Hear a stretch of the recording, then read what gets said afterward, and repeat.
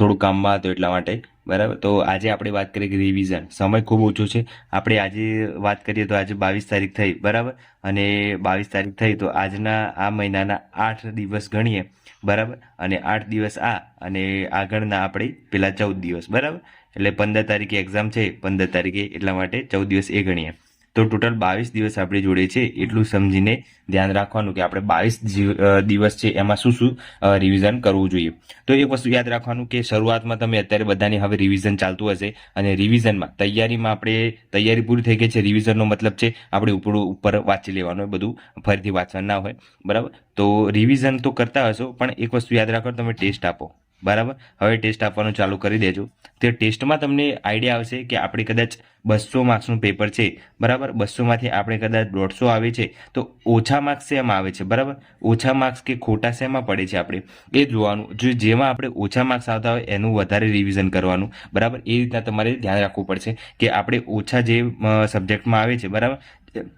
જેમ કે બંધારણ છે, બંધારણમાં મારે ઓછા માર્ક્સ આવે છે, બંધારણમાં મોસ્ટ ઓફલી ખોટા પડે છે. તો આપણે એ કરવાનું કે બંધારણમાં કયા ટોપિકમાં આપણે ખોટા પડે છે, હવે કયો ટોપિક નથી આવડતો એ જોવાનું. એ ટોપિક આપણે પાકો કરી દેવાનો અને ફરીથી એનું રિવિઝન કરી લેવાનું. કેમ કે જે નથી આવડતું, ખોટા પડે છે, એનો મતલબ એ છે કે આપણે રિવિઝનનો અભાવ છે, બરાબર. તો રિવિઝન બને ત્યાં સુધી એટલું કરવાનું. રિવિઝન કેવી રીતે કરવાનું એની વાત કરીએ તો સિમ્પલ, આપણે કોઈ બી એક સબ્જેક્ટ લેવાનો. તો ગમે તે રીતે આપણે કદાચ ઇતિહાસ લઈએ છીએ, ઇતિહાસ, તો બરાબર. તો ઇતિહાસમાં આપણે જેટલા પણ રાજાઓ કર્યા છે, જેમ કે અશોક કર્યો છે, તો અશોકે કયા કયા યુદ્ધ કર્યા છે, કઈ સાલમાં યુદ્ધ કર્યા છે, એટલું બેઝિક આપણે કદાચ નોટ્સ બનાવેલી કાં તો અંડરલાઈન કરેલી, એટલું વાંચી લેવાનું ફટાફટ. એમ એ રીતનું વાંચવાનું, આખું નહીં વાંચવા રહેવાનું કે અશોકે આ જગ્યાએ આમ કર્યું તો આમ તેમ. જેટલું ઉપર વાંચવાનું હોય, અંડરલાઈન કરેલું, એટલું રિવિઝન કરી લેવાનું. બધું કરવા જશો તો પાછું નહીં મેળ ખાય આટલા એક મહિનામાં, બરાબર. એક મહિનો પણ નથી આપણી જોડે, એમ સમજીને 15 દિવસ છે એમ સમજીને કામ કરવાનું. 8 દિવસ આપણે ગણવાના નહીં, એમ સમજીને આપણે 15 દિવસ જ છે એમ કરીને ફટાફટ રિવિઝન કરવાનું. તો બને ત્યાં સુધી પહેલા કયા કયા સબ્જેક્ટનું આપણે રિવિઝન કરવું જોઈએ, તો બને ત્યાં સુધી આપણે પાર્ટ એમાં ખાસ કરીને વધારે માર્ક્સ લાવવાના છે, એટલે પાર્ટ એની જ વાત કરીએ આપણે. તો પાર્ટ એમાં વધારે માર્ક્સ લાવવાના છે, એટલે પાર્ટ એ આપણે કરી દેવાનું ખાસ કરીને. જેમાં ગુજરાતી તો બધાએ મોસ્ટ ઓફલી કરી દીધું હશે, ગુજરાતીમાં કંઈ ખાસ છે નહીં. તો રિઝનિંગ છે, રિઝનિંગ ખાસ કરવાનું છે. રિઝનિંગ છે, એ રિઝનિંગમાં તમે માર્ક્સ કવર કરી શકશો આરામથી. રિઝનિંગ એ છે એ એવો સબ્જેક્ટ છે જેમાં તમે બેઠું પેપરમાં આપેલો છે, ખાલી જવાબ જ શોધવાનો હશે. એટલે રિઝનિંગ તમે પાકું કરી દેશો તો વાંધો આવશે. અને રિઝનિંગમાં બધા ટોપિક મેં અગાઉ કહી દીધા છે, એ એકવાર જોઈ લેજો. પછી છે મેથ્સ ઘણાને પ્રોબ્લેમ થતી હોય છે, પણ મેથ્સમાં એક વસ્તુ ધ્યાન રાખવાનું કે મેથ્સ તમે એકવાર કરી લેશો તો પછી વાંધો આવશે નહીં. તો મેથ્સ તમે કરી દીધું હશે અને એમાં જેટલા પણ આઈએમપી ચેપ્ટરો છે એ એટલા કરી દીધા હશે તો પણ વાંધો આવશે નહીં. તો મેં કીધા હતા એટલે ચેપ્ટર ખાસ કરી લેજો, એટલે તમને આઈડિયા આવી જશે. તો એકવાર વિડીયો જૂના છે એ ખાસ જોઈ લેજો. આજે બહુ ટાઈમ પછી વિડીયો બનાવ્યો છે એટલા માટે અહીંયા લખતો નથી ચેપ્ટર, પણ એકવાર વિડીયો જોઈ લેજો. તો આટલું કરી લેશો તો 30 માર્ક્સનું આ થઈ જશે અને 30 માર્ક્સનું આ થઈ જશે, બરાબર. 60 માર્ક્સ આ અને 20 માર્ક્સનું ગુજરાતી, એટલે ટોટલ 80 માર્ક્સનું છે એ આમાંથી આપણે રિવિઝન છે એ કમ્પ્લીટ થઈ જવું જોઈએ. રિવિઝન ટાઈમ છે એ ખૂબ ઓછો છે એટલા માટે, બરાબર. તો રિવિઝન એટલો ટાઈમમાં થઈ જવું જોઈએ. પછી પેપર 2માં છે, એ પેપર 2માં રિવિઝન કરવું હોય પેપર 2માં તો કયા સબ્જેક્ટને ખાસ વધારે મહત્વ આપવું જોઈએ, તો બંધારણ છે, બંધારણને વધારે મહત્વ આપવું જોઈએ. પછી છે ઇતિહાસ, ભૂગોળ અને વારસો, બરાબર. આ છે તો એમાંથી ઇતિહાસ ખાસ, વારસાનું અને ઇતિહાસના બંનેના સેમ ટોપિક છે એટલા માટે.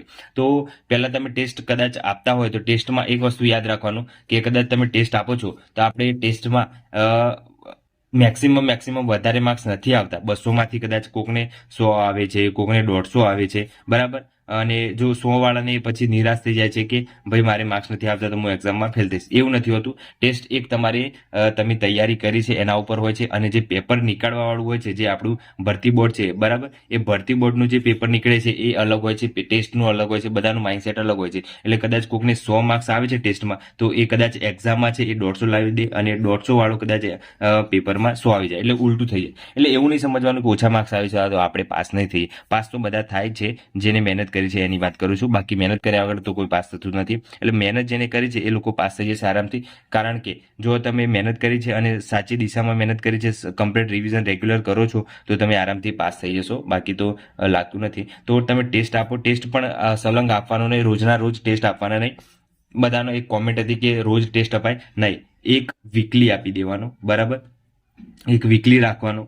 પછી કદાચ વધારે સમય થઈ જશે તો 2 દિવસ એટલે કે અઠવાડિયામાં 2 ટેસ્ટ રાખવાના, બરાબર. 3 દિવસનો ગેપ રાખવાનો, 3 દિવસ પાછો એક ટેસ્ટ, 3 દિવસ પાછો એક, એ રીતના તમારે નજીક આવી જાય ત્યારની વાત છે. પછી એમ થાય કે ટેસ્ટ બહુ થઈ ગયા છે, આપણું ચકાસાઈ ગયું છે કે આપણે તૈયારી કરી છે કેવી કરી છે, તો આપણે શું કરવાનું છે, એ ટેસ્ટ પછી બંધ કરી દેવાનું છે, કેમ કે ટાઈમ વેસ્ટ થાય ખોટો. એના કરતાં રિવિઝન કરવું એ સારું, બરાબર. રિવિઝન છે એ ખાસ કરી દેવાનું, અને બને ત્યાં સુધી રિવિઝન કરશો તો તમને જેટલું નથી આવડતું એ આવડી જશે, બરાબર. એટલે રિવિઝનનું એટલું ખાસ જરૂરી છે. આટલા 1 મહિના મતલબ 15 દિવસમાં તમારે શું કરવાનું છે, રિવિઝન જ કરવાનું છે, બીજું કંઈ કરવાનું નથી.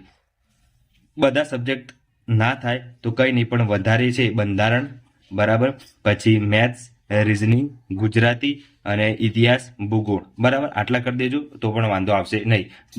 બીજું તો કરંટ અફેર તો બધા સાથે સાથે કરતા જ હશે, કરંટ અફેર ખાસ કરી લેજો, બરાબર. આપણે ટેલિગ્રામમાં મૂકી દઈશું. તો આટલું ખાસ કરજો તમે બને ત્યાં સુધી. જેટલા વધારે માર્ક્સવાળા છે એ ખાસ કરજો ટોપિક વિષયો, બરાબર. બંધારણ તો ખાસ કરી લેજો, કેમ કે 30 માર્કનું છે એટલા માટે. તો કવર કરવા માટે આપણે મેક્સિમમ તમે જો 130 140 ની આસપાસ થઈ જશો તો પણ વાંધો આવશે નહીં. એટલે બને ત્યાં સુધી વધારે માર્ક્સ લાવશો. જો કદાચ પીએસઆઈ જેવું પેપર આવે છે તો એટલું ધ્યાન રાખવાનું કે તમે 150+ માર્ક્સ લાવશો તો તમારું સિલેક્શન થશે, બાકી નહીં થાય. એટલે બને ત્યાં સુધી તમારે જો પેપર સરળ આવે છે તો આટલા રાખવાના, જો મીડિયમ આવે છે તો આવું રાખવાનું, બરાબર. હાર્ડ તો આવશે નહીં, કેમ કે કોન્સ્ટેબલનું પેપર છે. કોન્સ્ટેબલનું પેપર એકદમ લેવલ વાળું એટલું બધું નહીં જાય, એવું ધ્યાન રખાવવામાં આવી છે. જોઈએ હવે શું થાય છે, પણ પીએસઆઈમાં જોઈને આધાર એવું લાગે છે કે કોન્સ્ટેબલનું પણ મીડિયમ જ રહેશે, વધારે હાર્ડ નહીં જાય, બરાબર. વિધાનવાળું એટલું બધું નહીં હોય, કેમ કે કોન્સ્ટેબલનું પેપર છે એટલા માટે. અને કદાચ પાર્ટ એ હાર્ડ થાય તો પાર્ટ બી નોર્મલ હશે, પાર્ટ બી નોર્મલ હશે તો પાર્ટ એ હાર્ડ થાય, એમ ધ્યાન રાખવાનું બંનેમાંથી. કેમ કે પીએસઆઈમાં પેપર 2 હતું, એના કારણે બધા માર ખાઈ ગયા હશે એટલા માટે, બરાબર. એટલે આપણે કોન્સ્ટેબલનું એક જ પેપર છે, એટલે પાર્ટ એ પાર્ટ બીમાં ધ્યાન રાખવા જેવી બાબતો છે, બીજું કંઈ છે નહીં. અને તમારે કોઈ બી ડાઉટ હોય તો કોમેન્ટ કરજો. હવે કદાચ વિડીયો ના બનાવું નક્કી, ટાઈમ નથી મળતો એટલા માટે. જો ટાઈમ મળશે તો રેગ્યુલર આવશે, બાકી તમે કોમેન્ટ કરજો વિડીયો રેગ્યુલર બનાવવા જોઈએ કે ના બનાવવા જોઈએ, એટલે આપણે આજ માટે આટલું રાખીએ. ચેનલ બનાવવા તો સબસ્ક્રાઈબ કરી દેજો. જય હિન્દ, જય ભારત.